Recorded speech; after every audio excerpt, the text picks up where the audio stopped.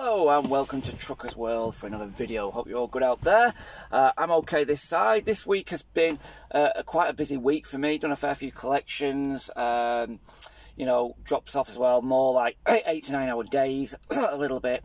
So I haven't really had a chance to make much videos really, where I get time to actually have a break and just do a video. But today I've got a nice one for you, and I've comprised a bit of a list. It's not extensive, but a lot of it is there. That's happened to me. Not all of it has happened to me.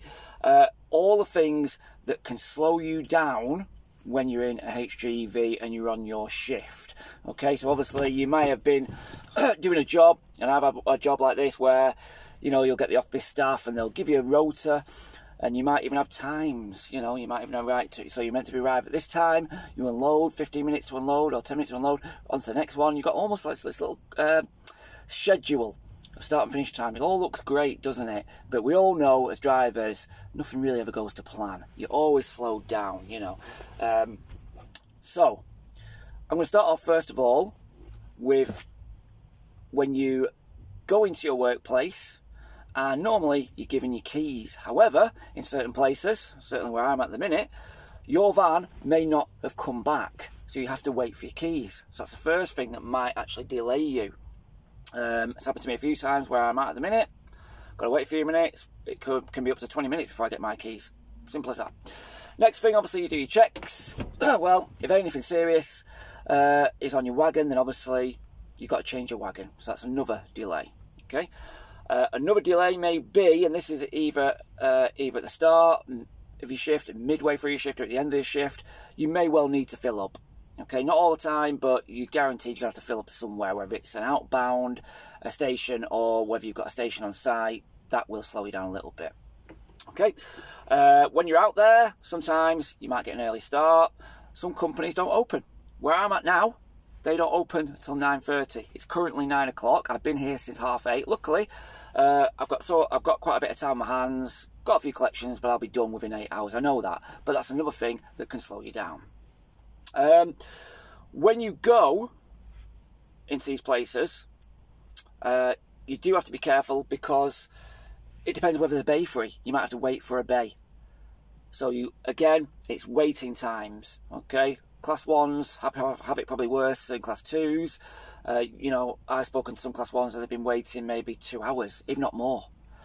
So that's definitely going to slow you down. If you're paid by the hour, it's fantastic, but if you're not, beware of that. So, also you've got your waiting times, and also you've got waiting to get into a bay as well.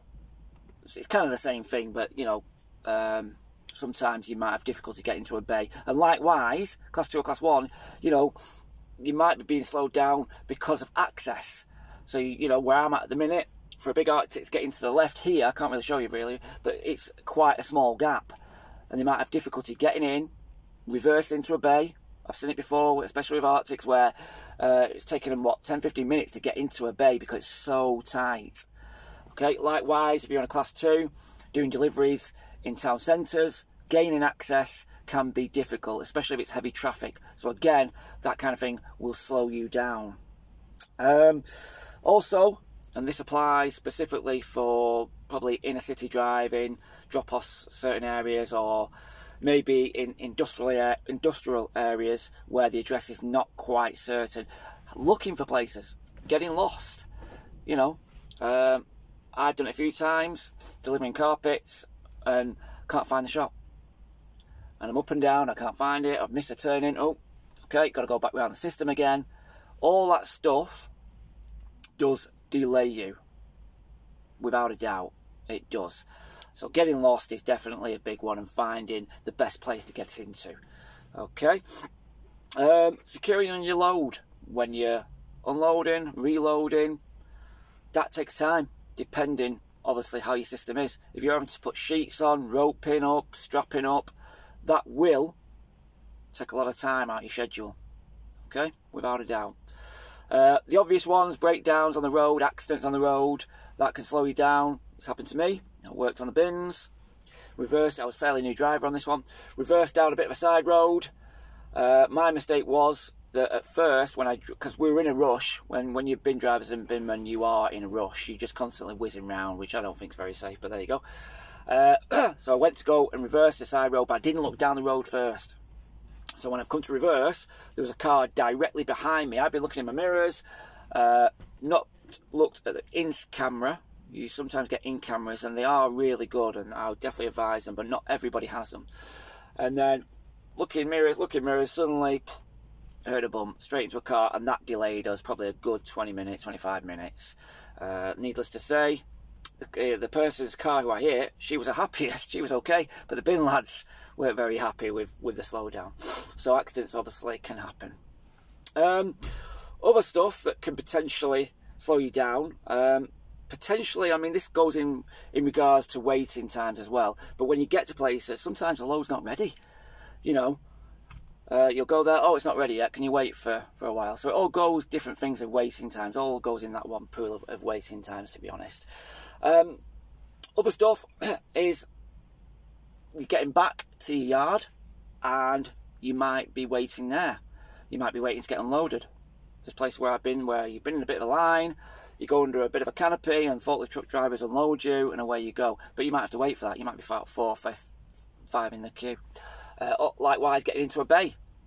One of the depots I worked at Every, and got back a little bit too late, and there's trailers, there's class 2s everywhere, and I couldn't find a bay. Going round and round and round trying to find bays, couldn't find one. And you can't just dump the wagon full of stuff, you can't. So that's another thing that will slow you down. Trying to think of other stuff. Potentially just unload times, maybe. Whether you're back at the depot or out on deliveries. I think I've mostly covered everything.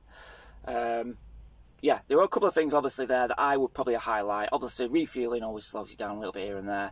The wait times, and I would probably say making sure obviously you don't get lost. You know, trying to find that access where you can unload. You know, if you're in a big area where I'm at the minute, you know, where you go into like the yard, that's fine. But it's when you're in small areas, especially if you're doing food drops and maybe carpet drops as well, finding the exact place where you can unload safely, that can slow you down as well. But yeah, all those things, guys, all those things can slow you down. You usually get 1 or 2, usually in a day, which slow you down. You're unlikely to get all of them, but yeah, that's the reality. So next time, you know, when if you do work at a place and they do give you a bit of a schedule, and he says, oh, it's okay, you're meant to be here at this time, you'll unload, we give you 10 minutes to unload there, 10 minutes to unload there, you'll be done by so-and-so time. It doesn't work like that, it really doesn't. Certainly not every day, anyway. So, there's my hints and tips, just to give you a little insight. Guys who are experienced, you'll know all this already, but new drivers out there, just to let you know, a lot of things do slow you down. But overall, hey, we still love the job. Right, thank you for watching. Thank you for all the subscribers. Going to hopefully put some more videos on. I have made you aware that they are phasing out drivers where I'm at. Next week, I'm only on a 4-day week, Monday, Tuesday, Wednesday, Saturday, so I've missed 2 days.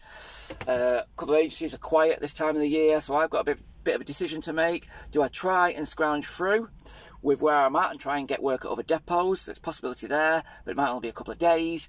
Or do I think about getting a full-time job? I don't know. I do prefer agency work in general, but there you go. But keep on watching, and I'll give you some more updates as and when I know. Thank you for watching again, and keep on trucking.